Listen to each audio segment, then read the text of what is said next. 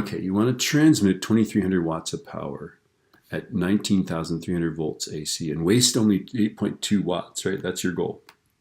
What is the resistance of your transmission lines? All right, so let's see. Power is IV, and then power loss is going to be I squared R, right?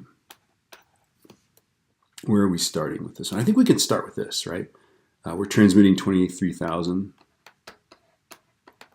watts, right? And then our current, let's figure out our current.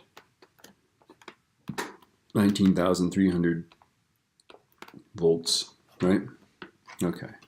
So 23 divided by 19,300. Our current is 1.1917 amps. Okay, so now let's see. Oh, we're solving for R. Okay, we can do this. So our goal is to waste 8.2 watts. And we're going to go 1.1917 squared times R. Okay, so 8.2 divided by that squared.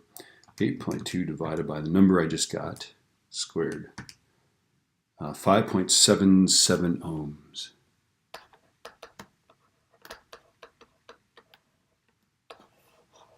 Ta-da. All right.